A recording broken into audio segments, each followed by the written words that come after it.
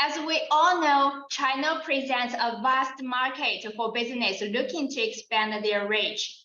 However, with this opportunity comes a unique set of challenges, particularly when it comes to cosmetic compliance. The Chinese government has strict restrictions in place to ensure the safety and the quality of cosmetic products sold in the Chinese market. That is why that is so important for business to understand these regulations and comply with them. This expertly designed webinar aims to provide you with the essential knowledge and the tools needed to successfully navigate the complex regulatory landscape of the Chinese cosmetic market. I know many of you are very concerned about animal testing when thinking about entering into the Chinese market and wondering if your products can be exempted from animal testing or not. So this webinar will walk you through the conditions where cosmetic products can be exempt from animal testing. In addition, you will acquire an in-depth understanding of China's cosmetic regulations, including recent updates and amendments. They are crucial for business to understand. And furthermore, you will learn the step-by-step process for registering and filing cosmetic products, ensuring a seamless and efficient approval journey. On top of this, you will get practical advice for product formulation, labeling, and packaging to comply with China's requirements. And I'm super excited to introduce you our speaker, Angeline. She is a seasoned professional with over 13 years of experience on overseas project management in the consumer goods industry. Her expertise lies in providing cosmetic notification and registration services for hundreds of overseas companies. So she will share her valuable insights and knowledge with us today. So sit back and relax and get ready to learn. We hope that you will find this webinar informative and valuable. Let's give the floor to Angeline. First of all, I will share current cosmetics regulatory framework in China. This is the source of the basis for all of the documents submitted in our entire notification and the registration process. The second topic is to clarify cosmetics definition and classification. What are cosmetics and what categories are they divided into? Then I will introduce the whole procedure of notification and the registration. At last,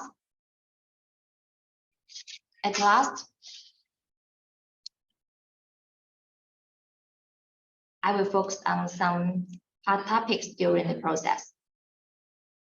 Okay, let's start with the first topic, cosmetics regulatory framework in China. As you know, China's cosmetic regulatory regulations haven't not been updated in a long time. Cosmetics Hygiene Supervision Regulation, which is called as CSAR for short, was issued in 1990. It took until 31 years later for the new regulation to be updated. What is Cosmetic Supervision and Administration Regulation, called as CSAR for short? CSAR was published on January 1st, 2021. After the theoretic 3 years transition period, of understanding and interpretation of the new regulations have now entered a stable period. Here you can see the whole set of the cosmetic legal framework. After the publication of CSAR, a lot of regulations and detailed rules to support and guide the actual operation and the requirements of the specific notification and the registration process were also implemented.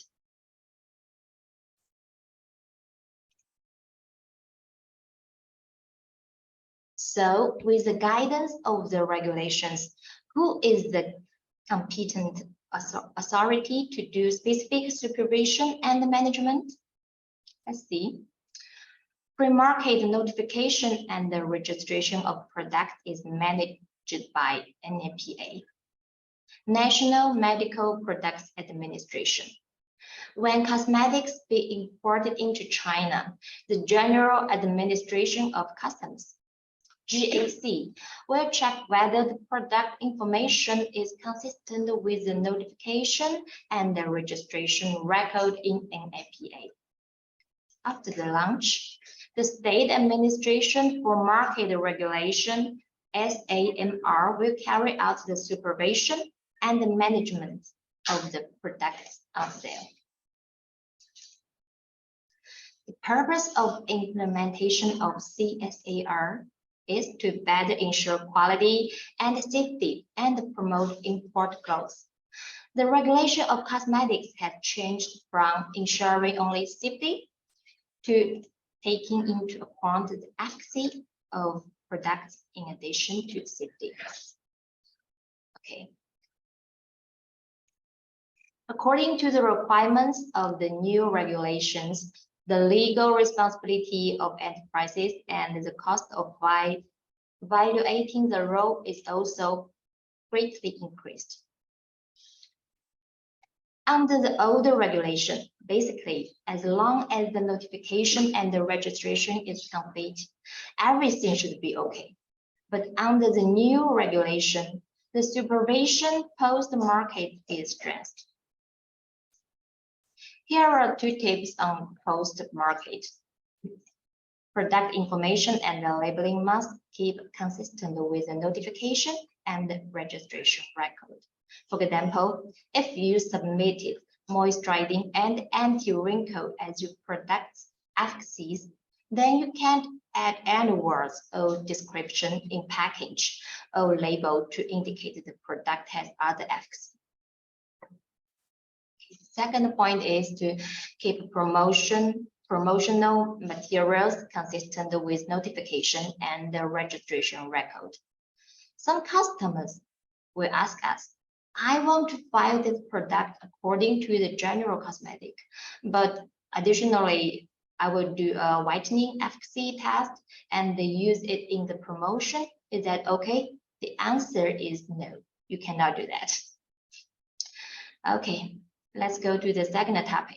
The second topic is about cosmetic definition and classification.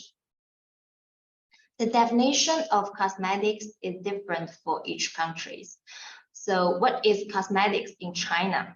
First of all, it should be chemical industrial products are applied on skin, hair, nails, lips, and so on. Application methods are rubbing, spraying, or other similar techniques. The purpose is cleansing, protecting, beautifying, or grooming. Okay, let's unpack this definition in 3 sections. Their site of application and application methods and the purpose. This will help us to better understand what cosmetics are. Cosmetics should be used on human body surfaces, such as hair, face, lips, skin, nails, and so on. If it's not, then it's not cosmetic, like air freshener. There are some products that are used on human body, but they are not cosmetics. If it is applied to damaged skin, then it's not cosmetic. If it is applied to internal mucosa like oral cavity, private parts, it is not cosmetic. Products for dental use are also not cosmetics. Let's see the application methods of cosmetics. Application methods include rubbing, spraying, or other similar techniques. If a product is absorbed by injection or swallowing, then it is not a cosmetic product either. Cosmetics can be used for pleasing, protecting, beautifying, or grooming. But if your product claims to treat diseases or illnesses, it won't count as cosmetic. Antibacterial products are also not treated as cosmetic either. Okay. So cosmetics come in two classifications, which is special cosmetics and which is general cosmetics.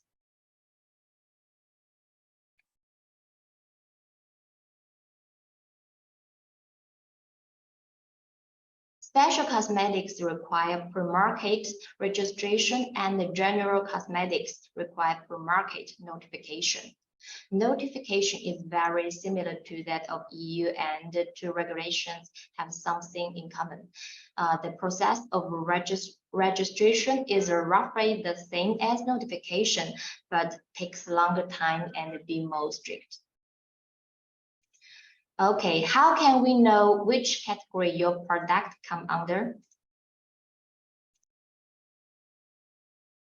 If your product claims to help with spot removal or whitening, sunscreening, hair dyeing, hair perming, anti-hair growth, or a new efficacy, then it is special.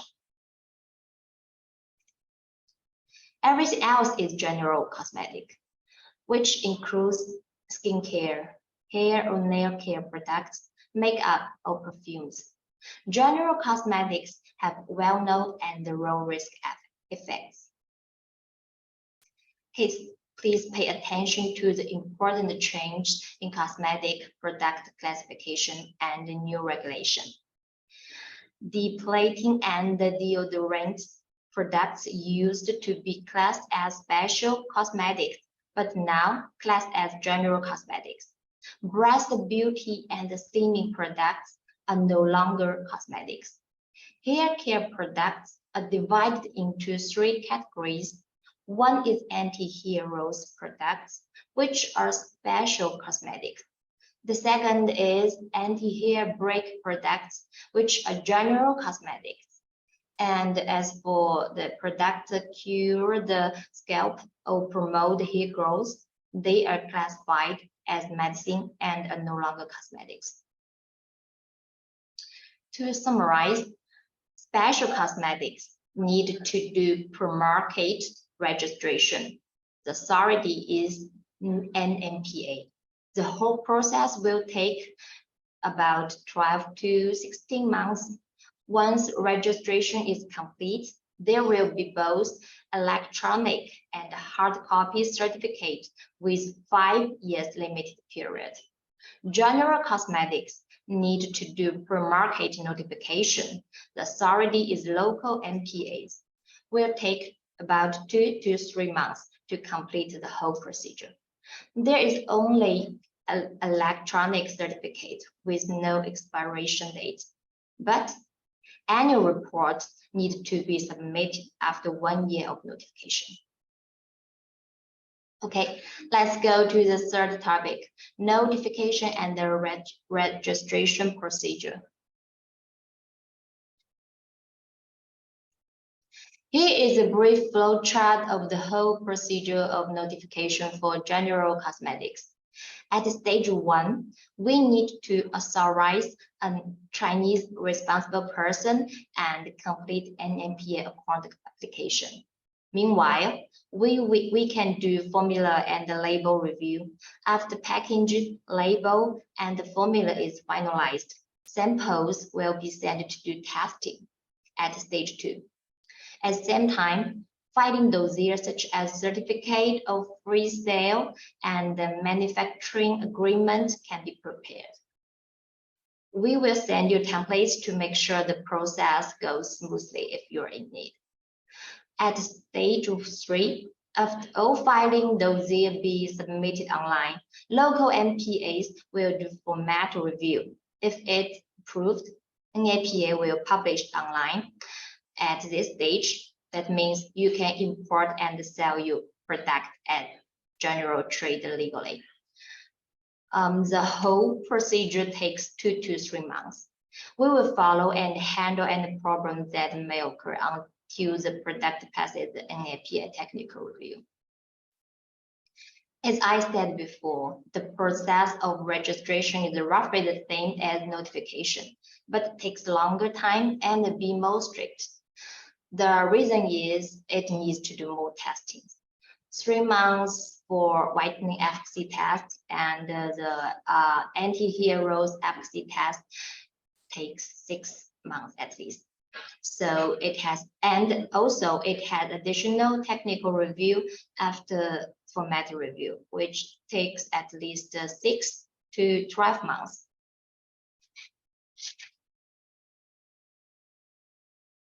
When we apply for notification and registration, there are 3 roles: notifier, registrant, and the Chinese responsible person.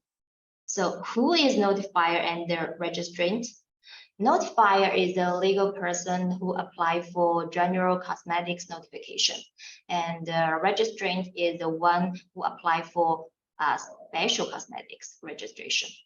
Notifier and the registrant should be applicant for the cosmetic product registration or notification. They can produce the product on its own or entrust other manufacturers to produce the product. They are responsible for the quality, safety, and the efficacy of the product.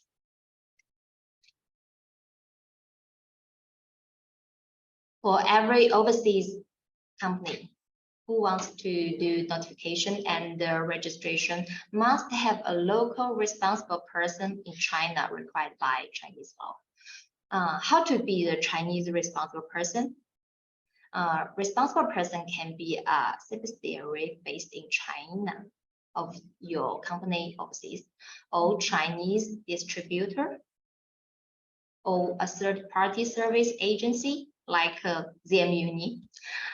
Responsible person should register and notify product in the name of the overseas registrant or notifier, and carry out adverse reaction monitoring, product records, and support the notifier and the registration. Responsible person also needed to cooperate with the supervision and inspection under the local regulatory authorities. So choosing the right partner to be your responsible person in China is very important and essential. Why? In case you need to change your responsible person to someone else, you must ask the previous responsible person to sign an informed consent. Divorce will be hard. So to make sure you have the best relationship and it takes extra time up front to agree on responsibility and obligations before proceeding.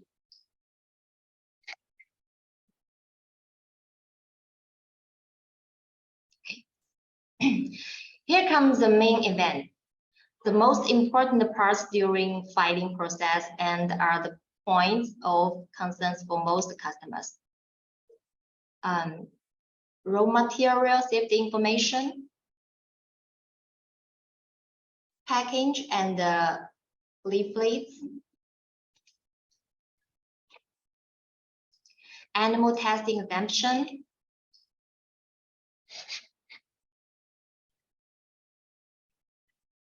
and the cosmetic efficacy evaluation. Okay, the first hot topic is about the raw material safety information. From May 1st, 2021, all ingredients, manufacturers, and the supplier information and the trade name need to be provided. For some specified ingredients, COA or specification or MSDS is required. From January 1st, 2022, raw material safety information of ingredients with functions as preservatives, sunscreen, coloring, hair dyeing, whitening, need to be provided. But from January 1st, 2024, all ingredients, raw material safety information need to be submitted. What does that mean? You'd better to finish notification within this year, because last document, last time. Okay. So the compliance of product package label with the regulation is very important, as this is the part of the product that is most prominent and noticeable, both for the consumers and for the authorities. All package labels and leaflets must be translated into Chinese and submitted to the NMPA. This includes external label and internal leaflets. The point need to be noted is there should not be any medical terms and indicate any curative effects. You have to do the following points if you want to be fully compliant. It should be complied with the regulations of the country of origin and the definition of cosmetics in China. If it claims any function or efficacy of cosmetic products, must be supported by sufficient scientific evidence. All package labels and the leaflets must be translated into Chinese and submitted to the NMPA. In addition to the original packaging, there is a very important element of the packaging is the Chinese label. The Chinese label can be directly printed or added as a sticker. Here is one sample to share with you. It's like that.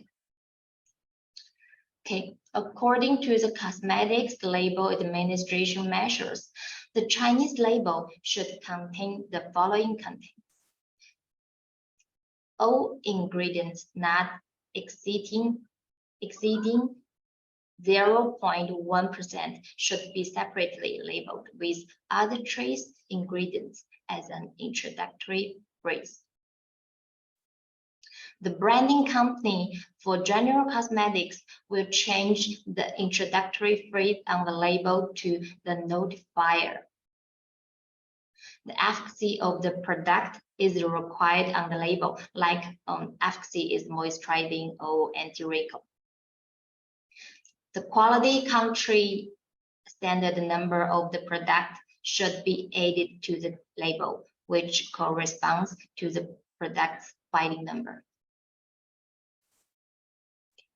Except for the name and address of the notifier and the Chinese responsible person, the name and address of the manufacturer are also required to be marked on the label. For the products within an outer box, the Chinese product name and the shelf life information should be marked on the original inner packaging, such as bottle, that comes into contact with the contents. Okay, the second hot topic we want to discuss is about animal testing exemption. I'm sure most of you are concerned about this point, and it's also a global trend. Of course, the benefits of exempting animal testing are obvious. Here we can share some examples of products we have filed, and you can see that the filing time for products exempted from animal testing is much shorter than the products with animal testing, almost from 4 to 6 months to last to 2 to 3 months. So how can we exempt animal testing? Let's see. If you want your product to be exempt from animal testing when it is launched into China, first of all, you have to make sure it is a general cosmetic. Special cosmetics is not accepted and not intended for infants or children. Then you have to provide the QMS, GMP, ISO certificates issued by local cosmetics government regulatory authorities, which is not correct if issued by a third party. In addition, the product cannot use new ingredients that are in the safety monitoring period. It should be 3 years. And the notifier, Chinese responsible person or manufacturers do not have bad records in China. As you can see, the left one is ISO issued by local cosmetics government. It is in line with requirements. And the one on the right is issued by a third party, which is not in compliance with the requirements. Another hot topic is that the NMPA now requires all products effects to be proven.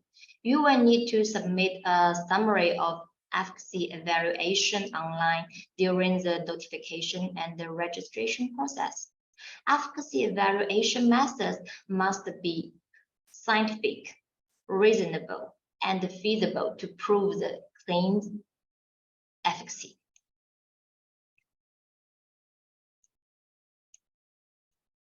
The following 4 methods can be used to prove the efficacy of your product. The first one is literature or research data, which is publicly published technical literature or international laws and regulations currently in effect, or unpublished research results that fully support the product's efficacy claims. The second one is the human efficacy evaluation test, which is conducted on humans and the clinical proves the product claims. The third one is consumer in use test, which refers to the process of effectively collecting, sorting, and analyzing the consumer's product use results. The last one is lab test, which includes but is not limited to animal tests, in vitro tests on organs, cells, microorganisms, physical and chemical tests, and so on. So the question is, which methods do you need for your product?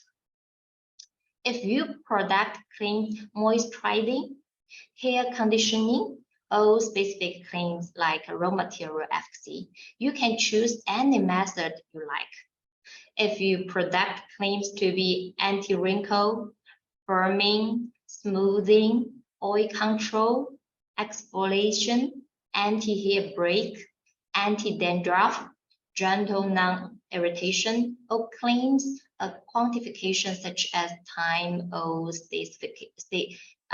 statistical date, then you will not be able to only rely on literature or research data when test is necessary. The following 6 efficacies must be proved with a clinical human efficacy evaluation test. Whitening and spot removing, sunscreen, anti-hair rolls must be tested by the NMPA approved lab in China. And anti-acne, nourishing, repairing can be tested locally or internally. Any new efficacy will be assessed on a case-by-case basis. Specific claims like suitable for sensitive skin, tear-free formulating need to do human efficacy evaluation test or consumer in use test. Here are some tips to help you to get the point quickly. Efficacy of whitening and spot removing, sunscreen, anti-hair rolls must do human efficacy evaluation test in NMPA approval lab in China. For specific claims of raw material efficacy, literature and research data is okay to prove. it is suggested to do the testing locally, considering the trouble in import custom clearance, because it is very strict to import the raw material into China. There are some efficacies don't need to provide evidence, as it can be directly identified through the senses like sight or smell. They are makeup removal, hair dyeing, hair perming, deodorization, assisted shaving. Okay, there are also products whose efficacy is achieved by physical methods like covering, rubbing. There is no need to submit an efficacy evaluation for them, but you must to note and add the word the physical method be specified on the label. So our speaker has shared some valuable information on the regulatory landscape of the Chinese cosmetic market, and I'm sure you all learn a lot from this session. As we wrap up, I would like to remind you the compliance is a critical aspect of doing business in China, and it is essential to stay up to date with the latest regulations and requirements. So we have many more webinars and resources to help you understand the Chinese market and keep you abreast of cosmetic changes in China. I would like to thank you, our speaker, for taking the time to share her expertise with us today. Your insight has been invaluable, and we are grateful for your time and contribution. I also want to thank you, all of you, for joining us today. Your participation and engagement have made this webinar a success. I hope that you find this session helpful and informative, and we look forward to seeing you again in our future events. Okay, finally, I would like to encourage you to reach out to ZM Unit if you have any questions or need assistance with the cosmetic compliance in China. Our team of experts is always ready to help you navigate the complex regulatory landscape in China. Well, thank you. Have a lovely day. Bye. Thank you. See you.